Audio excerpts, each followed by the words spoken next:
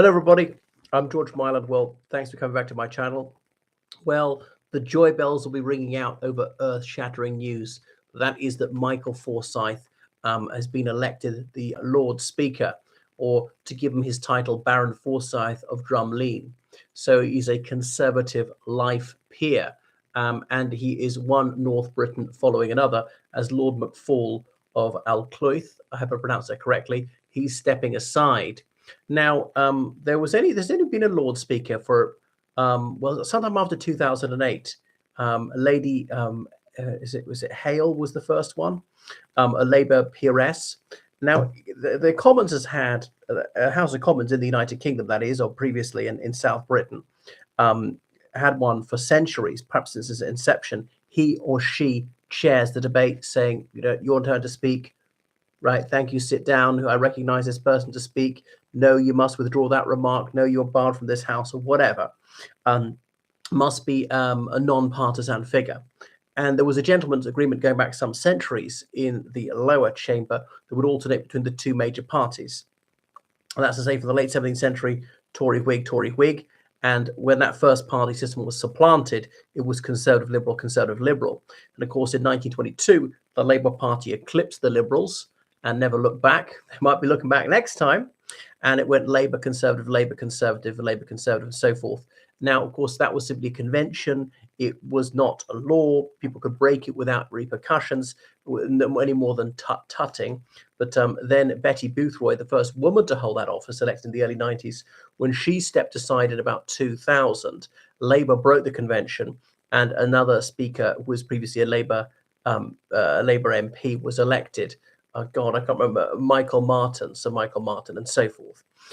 So it seems to me that they've got a similar arrangement in the Lords.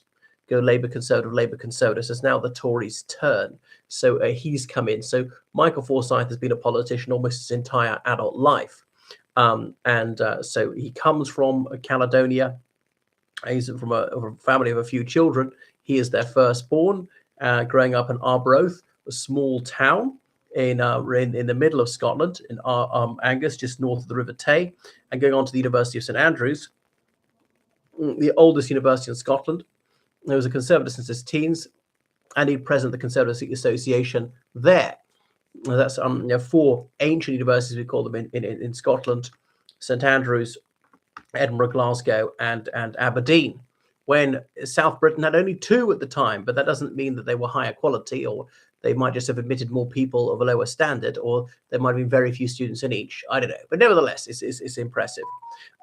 So the United Kingdom, about 140 universities now. St Andrews might be rated number 30th or something, but in Scotland might be rated, number 2 or 3, and number 1 is always Edinburgh, and so on. So I think it was reading history. And the Conservative Party still had a major presence there, the Conservative Unionist Party, as they called it, north of Hadrian's Wall. But he moved to London, having a banking career, and was elected to Westminster City Council when he was only 24. It was the height of the Thatcher era, when 1983 he was swept in this huge Thatcher landslide. Margaret Thatcher, Prime Minister, after the Falklands conflict ended in Britannic victory and the vanquishment of the Argentines. Even though unemployment was going up, at least inflation was being curbed. And so he was elected for an MP for Stirling. Now, Stirling is a medium-sized town, but there's a big countryside area that goes with it. Okay, and he was Parliamentary Private Secretary to Geoffrey Howe, who was Secretary for Foreign Commonwealth Affairs. Subsequently, the Deputy Prime Minister, I heard him speak in the Oxford Union once. Anyway, he had various positions within the UK Conservative Party, within the Scots Conservative Party. He was known as being dedicated. He's also a bit of a wit. I remember in Question Time seeing him in the late 90s, and who was Helen Liddell, that Labour MP for a Caledonian seat. And she said something like, people like me for my baby blue eyes. And he said, well, I really adore your baby blue eyes, and drew gales of laughter from the audience and so on. But despite that, he doesn't seem to be very serious-minded. But he got married young at 24, had 3 children. These are the days when it was, it was quite Victorian, and Tories were expected to have no skeletons in their cupboard, to have a tidy private life, to get married and to stay married and produce at least 2 children, and to be completely heterosexual. There was no out gay Conservative MP to 2001. It's hard to remember just how different things were. So he held his seat twice more. Those majorities were actually rather narrow. And then 1997 is part of that wipeout of the Conservative Party north of the border. And I remember a Labour MP declared North Britain to be a Tory-free zone. So yeah, that's him. So he was a full-blooded unionist. He was opposed to devolution. Obviously, they lost. I remember saying the people have spoken. We have to accept that. It was a 75% vote in favour of devolution. And he say the tax varying powers. He said, well, that'll be a tartan tax, and indeed it has been. Okay, all right. So that's him. And then he wanted to get back into the Scottish Parliament, but indeed that didn't happen. He was Secretary of State for Scotland at the time of the Dunblane massacre. I remember about January 1996, walking to class, and one of the King's Scholars, had just heard on the radio that someone had gone crazy with a gun in Dunblane and shot dead about 20 school children, their teacher, and himself. He'd fired right into their faces. They could never open casket, and that guy was Thomas Hamilton. And the constituency, I think, was George Robertson, a prominent Labour MP, subsequent Defence Secretary General of NATO, was a member of it. And I think one of his sons was even in the scout troop that Thomas Hamilton was involved in. And he'd been very worried about this, saying, I think he's got some very unhealthy and immoral intentions towards prepubescent boys.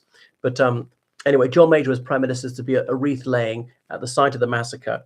And Major said, this is the government, I'm Prime Minister, your Secretary of Scotland will lay wreaths. And Forsyth said, out of decency, we must allow the leader of Her Majesty's most loyal opposition, Tony Blair, to do so. So he is fair-minded like that. So he seems to be totally devoted to politics. That is his passion. He's been in the Privy Council since 1995, as in private council.